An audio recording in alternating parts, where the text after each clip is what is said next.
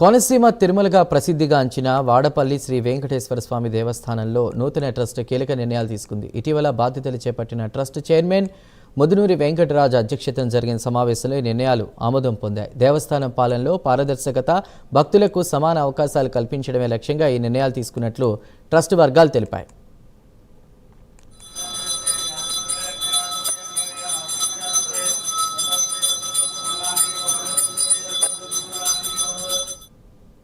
శనివారం రోజున 1116 వేద ఆశీర్వచన దర్శనం టికెట్ తీసుకునేటువంటి భక్తులకు ఇకపై అంతరాలయ దర్శనం కల్పించనున్నారు. ఈ టికెట్ ద్వారా 2 భక్తులకు అవకాశం ఉంటుంది.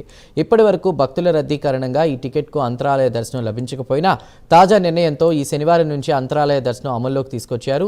ఈ టికెట్ ద్వారానే ఒక్క రోజులో సుమారు 18 లక్షల ఆదాయం దేవస్థానానికి లభించినట్లు అధికారులు తెలిపారు. అలాగే వీఐపీ సిఫార్సుల పేరుతో ఉచితంగా అంతరాలయ దర్శనం చేసుకునే విధానానికి ముగింపు పలికారు.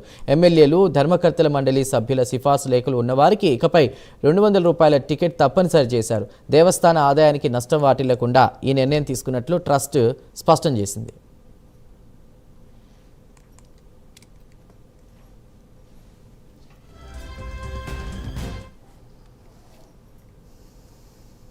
అలాగే భక్తుల రద్దీ సమయంలో సిబ్బందిపై ఒత్తిడి తగ్గించేందుకు సిఫార్సు ఫోన్లకు చెక్ పెట్టేందుకు శనివారం విధుల్లో ఉన్నటువంటి సుమారు 250 మంది ఉద్యోగులు తమ సెల్ ఫోన్లను కార్యాలయంలో అప్పగించాల్సి ఉంటుందని ట్రస్ట్ నిర్ణయించింది.